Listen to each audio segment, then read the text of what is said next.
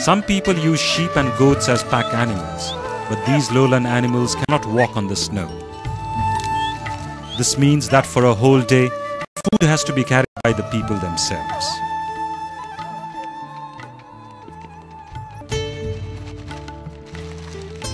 There is one advantage though. Because the place is so cold, they can leave behind any leftovers in a safe place to be used the next year. Prem Singh Gunjal had buried his rice, flour, pulses, oil and dry vegetables in a pit under a rock overhang. A year later, the food is still all right.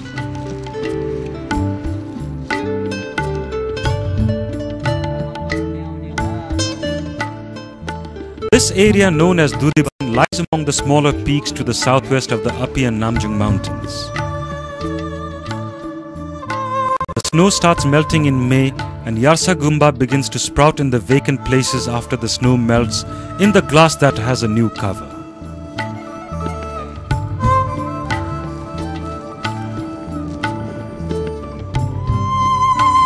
Yarsagumba is actually a combination of a larva and a kind of mushroom. In the Tibetan language, Yarsa means seasonal grass and Gumbu means winter insect. The scientific name of Yarsagumba is Cordyceps sinensis. In some parts of Nepal, Yarsagumba is also known as Kira Ghas or grass insect. Whatever people call it, Yarsagumba helps the mountain people earn a living.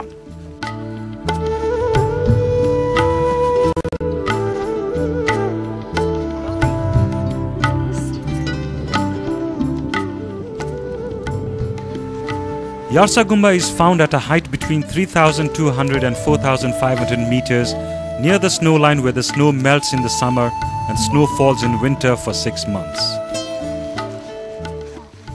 Generally, it is found in dark clay on a north-facing slope of 5 to 10 degrees.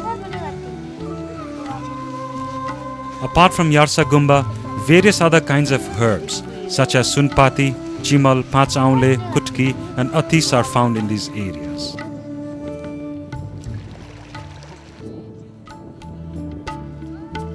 Because of such precious herbs found in this area and because their livelihood depends upon it, Yarsagumba collectors consider it the residence of the gods and believe they should not defile it in any way. They pray to the gods before doing anything, and when the first Yarsagumba is found, it is offered to the gods.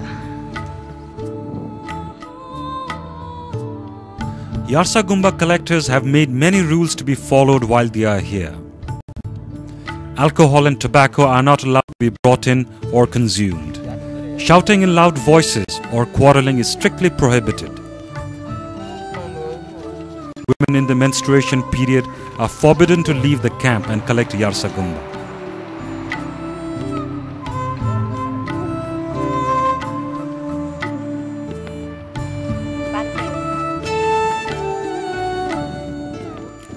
The locals have relied on their own traditions to use the medicinal plants in a sustainable manner.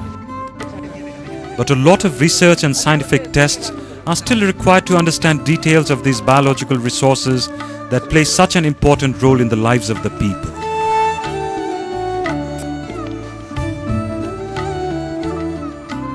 It is precisely for this reason that the Asia Network for Sustainable Agriculture and Bioresources, or ANSAB, has been working with the Federation of Community Forest Users, or FECOFUN, in Darsula district to study the Yarsagumba and learn more about its place within the ecosystem and find out how it regenerates. यो अनुसन्धान किन design गरियो किन सुरु गरियो भने समुदायले उपभोक्ताहरूले जो संकलक छन् उनीहरूले यार्सागुम्बा एकपटक संकलन गरेको ठाउँमा अर्को पटक धेरै पाइन्छ एकपटक संकलन गरेर खनेर छोड्यो भने धेरै पाइन्छ सुनपाती भएको जंगल फाड्यो भने त्यहाँ पनि पाइन्छ भनेको हुनाले यी कुराहरुलाई यावत कुराहरुलाई आधार मानेर र यस क्षेत्रका जनताहरुको जीविकोपार्जनमा यार्सागुम्बा प्रत्यक्ष सरकार राख्ने हुनाले हामीले यार्सागुम्बाको अनुसन्धान पुल राख्न यत्रो पहाड चढेर यत्रो हिमाल चढेर वहाँ पुगेर चाहिँ The daily routine is the same during the collection of Yarsagumba. Early in the morning, everyone sets out after having a meal, and the whole day is spent bending over to find the Yarsagumba among the short grass and melted snow, a task that is not as easy as it looks. सुयो हरायो भने खोज्नलाई कति time लाग्छ त्यस्तै हो सुयो भन्दा पनि गाह्रो छ सुयो त अनि टल्किन्छ यो त कहाँ टल्किन्छ र यो त कालो हुन्छ यो चाहिँ नै के हुन्छन् अगरबत्तीको त्यो हुँदैन सर सुन्नु त्यस्तै बराबरको हुन्छ अब कति धेरै आलो भयो भने देख्दैन यतिकैमा चाहिँ देखियो भने देखियो यो भन्दा पनि धेरै आलो भयो भने देखिदैन सर कोही त सानो हुन्छ सर खाली सिन मात्रै निकालिएको फेरि पछान्ने मान्छेले त्यो सिर यो हो भनेर निकाल्छन् नपछान्ने मान्छेले अब त्यस्तै ठुलो कोना देख्यो भने मात्र टिप्ने भयो त्यो सानालाई के मात्र राखेन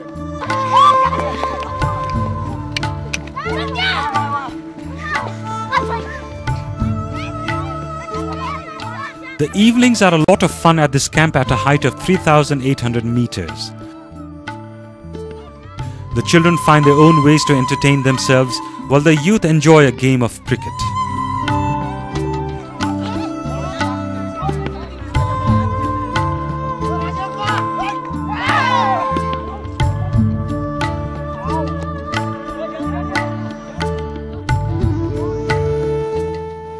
Fun and games in the free time, then everyone comes back to work. In the evening, everyone can be seen carrying a toothbrush. They use the brush to clean the Yarsagumba.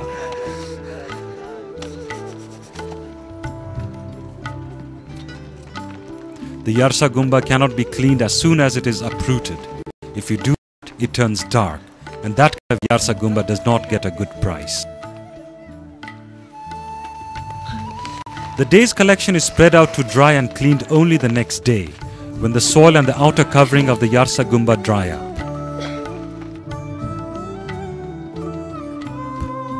Once it is cleaned, the Yarsagumba looks exactly like a golden insect. Only after it has been properly dried, it is ready to be sold. Yarsagumba can be sold at an average rate of 80,000 rupees per kilo. The price can even go as high as 100,000 rupees. On the face of it, it seems the collectors make good money from sales. But if you consider the time, the effort and the risk, the money is actually only a fair wage for the labor. Consider the facts. Nearly 3,500 to 4,000 pieces of dry Yarsagumba is required to make a kilo. To collect that amount takes 5 people working for a month.